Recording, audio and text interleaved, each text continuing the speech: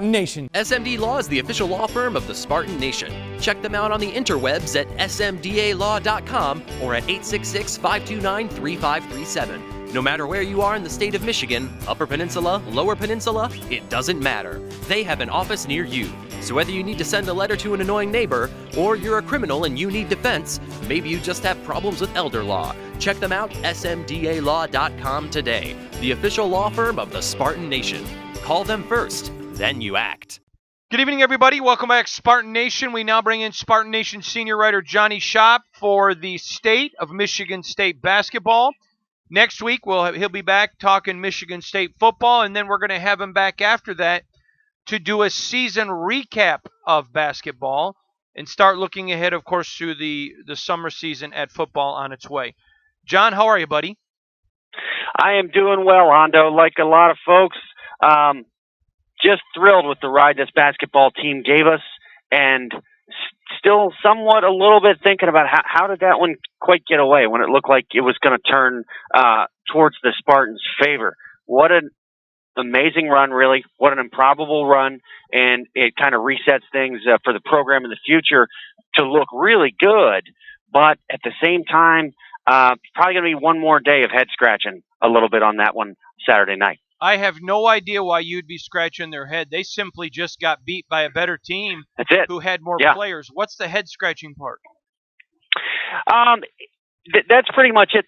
The great thing is getting beaten is okay. It's always been okay with me. I like it. I think it's healthy for the sport. It's much better. The problems come when you have games taken away from you, and I do not think this game was taken away from the Spartans at all. It was not. I do think it clearly surprised them how the game went, how the game was being called. Look, Michigan State basketball, as I knew it 20 years ago, this is kind of how it was. And we haven't seen a game like this at Michigan State probably since the UVA game at Madison Square Garden, and I don't think that one was quite as intense. So Michigan State gets into this game. I think they're surprised how it's going and how it is called. They're surprised at the suffocation of the Texas Tech defense. Very well organized and very up to the task. So, like a lot of folks, I figured the halftime speech was going to be, hey, this program has been built on players play, tough players win, go out and do it. We never saw Michigan State get on a run. And late in the game, when it looked to me, Hondo, like the game was going to be there for the Michigan State Spartans to win at the foul line. And it looked like they got 75% of that message. And if they could have got to the 2 or 3 more fouls, I think that the thing would have tipped over. That's how razor thin it was. But you look at about 5 key plays in the final minutes on both ends of the court, including foul calls. The one on Winston specifically, we don't know what would have happened to that possession when Goins had the ball in his hands near the 3-point line. There were about 5 key plays there at the stretch. Texas Tech made them.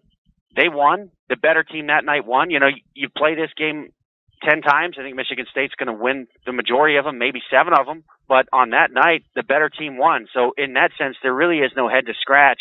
But you're still left searching a little bit as to what didn't quite go well enough for Michigan State. And let me circle back, Hondo, to what we talked about a couple months ago.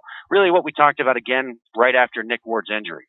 At some point, you're going to have to pay the price of being short a high-quality McDonald's All-American starter, and you're going to pay the price for being down a second starter. And I think that's what we ended up seeing Saturday night.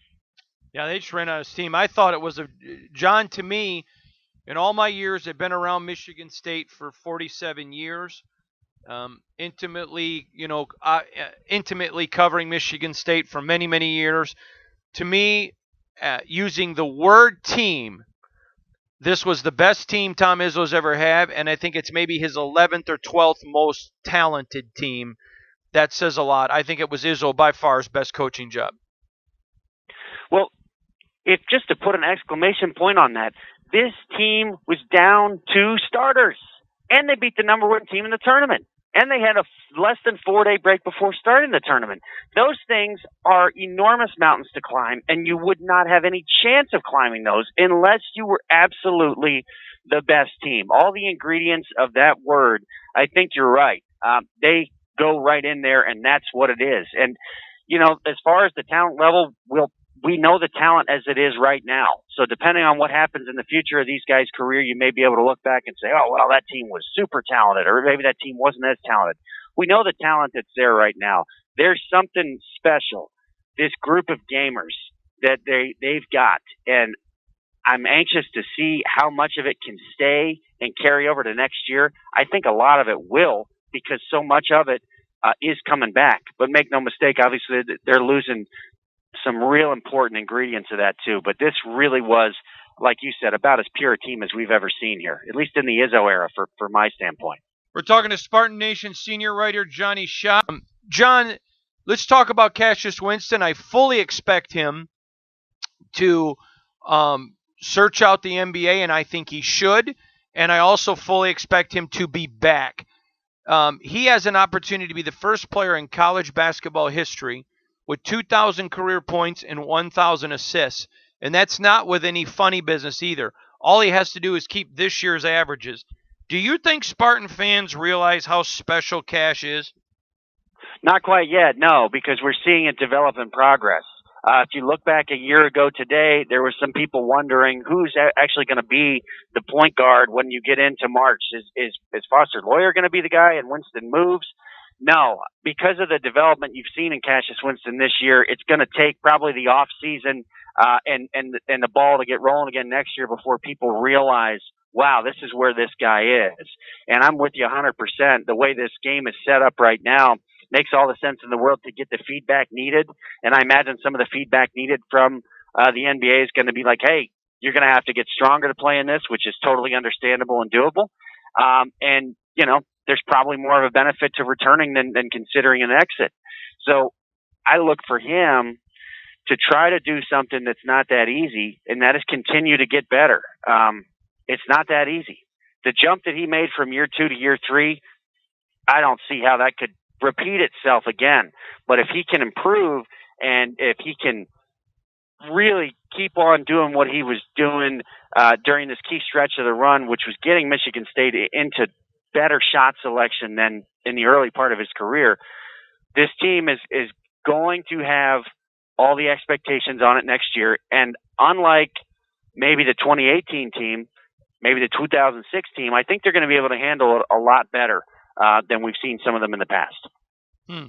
John, Nick Ward, I don't believe in talking to NBA people did anything to help himself this year to improve where they thought he would be last year. I think he's right where they think they would be. Maybe a second-round guy. Yeah. But every guy I talked to said literally maybe. That doesn't change anything. I still think if I was told I had to bet my life either way, I'm betting that he is going to go. If he comes back, I think there's a lot of questions that have to be answered. Does Michigan State bring him back? To me, the Nick Ward thing, I don't think Izzo gets enough credit for how he maneuvered that minefield this year. Well, he did this year somehow find a way to manage it, and Ward should get some credit for at least not get going it the wrong way late. One of the weird stats about Nick Ward that's got to matter, Hondo, is the guy only ends up playing 20.7 minutes a game this year. It's not that there's a durability question, but how large of a sample is that if you're an NBA team? And in the NBA now, it's such a different game. The demands of each position, the skill set of each position, it's almost like you got to be a 5-tool player, if you will, almost everywhere. There's not as much space as there used to be for a traditional power forward or some of the specialties. So I would think I would think that he's kind of really stuck in a little bit of a tough spot. He may be ready to play professional basketball at some level. I don't think he's ready to play at the NBA, and I would be surprised if he was drafted for a number of reasons. So they do got to do some work here early in this offseason to figure out what to do with Ward and figure out what Ward is going to be willing to commit to, because this team was such a team this year. It wasn't just about chemistry. There was even more than chemistry. They cannot look to stir that the wrong way. I hope that Izzo will remember the lesson of the, I think it's 2011 team that went wrong. that is got to be avoided at all costs. And I got a feeling that that's moved up from the back of his head to the middle part of his head as he begins to address this issue here in the spring. I agree. John, last question for you. This team is special. This team is great. For you personally, among all the Spartan basketball teams you've watched, where does this rank as your favorite? It's mine by far. Well, there's always a special tie to the Cleves teams, for me, to the 2000 team, because that was such an identity-based team, and it was a fantastic team. It was a team that has trouble scoring in spots, too. The mix of this team, to me, is probably the most pleasing. This was the easiest to root for. You've seen Michigan State stub their toes in the past, and it was probably more on the players of those teams than the coaches in different years, whether it was 06 or 11, and last year where it felt like they left so much on the table. This one, you feel like they didn't just get everything out of it they could have. They really got more. And so when I see some criticism that, hey, Izzo's got to do more in these Final Fours, I laugh at anyone to criticize this team. This is not one to criticize Izzo or Michigan State about. If you want to pick on 16 or 18, that makes a lot of sense. And look, there's going to be targets on this team for 2020 because they are expected to get back to Atlanta and probably be expected to cut these nets down next year to walk out of the Final Four. I agree. But to criticize this team would be insane. Spartan Nation senior writer Johnny Shop.